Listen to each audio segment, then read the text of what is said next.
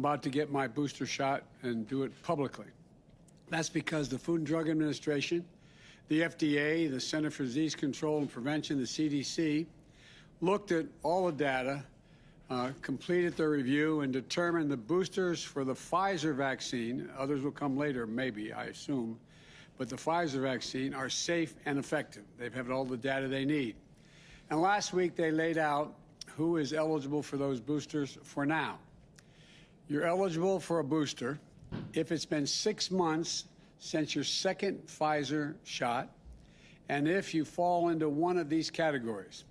People over 65, which is hard to acknowledge, adults, I'm only joking, folks, adults with certain underlying health conditions like diabetes and obesity, and those who are at increased risk of COVID-19 because of where you work or where you live, like healthcare workers, teachers, first responders, grocery store clerks. If you fall into these categories, you're eligible for the booster.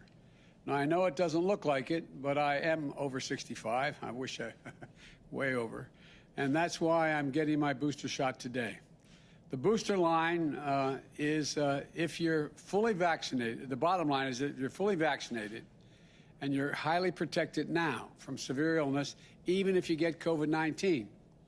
You're safe, and we're going to do everything we can to keep it that way with the boosters. But let me be clear, boosters are important, but the most important thing we need to do is get more people vaccinated. The vast majority of Americans are doing the right thing. Over 77% of adults have gotten at least one shot. About 23% haven't gotten any shots. And that distinct minority is causing an awful lot of us, an awful lot of damage for the rest of the country. This is a pandemic of the unvaccinated. That's why I'm moving forward with vaccination requirements wherever I can. On Wednesday, I'll be traveling to Chicago to talk about why it's so important that more businesses are instituting their own vaccine requirements. We know that to beat this pandemic and to save lives, to keep our children safe, our schools open, our economy going, we need to get folks vaccinated. So please, please do the right thing. Please get the shots. And it can save your life. It can save the lives of those around you. And it's easy, accessible, and it's free. So text your zip code to 438829. That's 438829. Or visit vaccines.gov to find a vaccination location near you. We can do this. Get vaccinated. Thank you very much. Now I'm going to get my booster shot, and right here. And the major is going to give me the shot.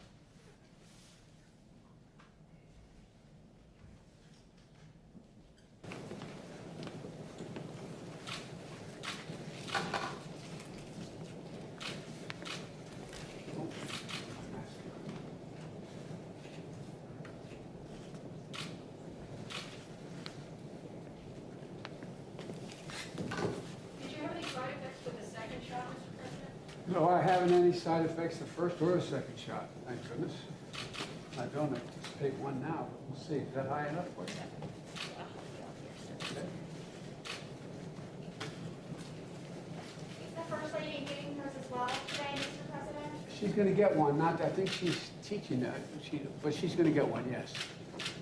Mr. President, what do you say to world health leaders like the World Health Organization who say wealthy nations should help more countries without vaccinations get vaccinated before they get boosters here in America? We are helping. We're doing more than every other nation in the world combined. We're going to have well over 1,100,000,000 shots, and we're going to continue going. We're going to do our part. We've also given a great deal of funding to COVAX, which is the vehicle that does this. So we have plenty of opportunities to make sure we get everyone in the world to play our part, the largest part in the world of getting everyone vaccinated. How many Americans need to be vaccinated for us to go back to normal? Like, what is the percentage of total vaccinations that have to be deployed? Well, I think, look, I think we get the vast majority, like is going on in some industries and some schools, 97, 98%. I think we're awful close. And but I'm not the scientist. I think, but one thing for sure, a quarter of the country can't go unvaccinated, and us not continue to have a problem. Any progress on a reconciliation deal today, Mr. President? How close do you think you are? You know me, I'm more an optimist. I think things are going to go well. I think we're going to get it done. And I have meetings tonight, tomorrow, and for the next little bit. What is the stake for your agenda and your presidency with what's happening on the Hill this week? Victory is what's at stake. Mr. President, how would you define success this week legislatively? How would you define success legislatively by the end of this week? Well, it may not be by the end of the week. I hope it's by the end of the week. But as long as we're still alive, we got three things to do: the debt ceiling, continued resolution, and the two pieces of legislation. If we do that, the country's going to be in great shape. Thank you. What's your message to Democrats as you have these calls? What's your message to Democrats, Mr. President? Mr. President, will you go to the border?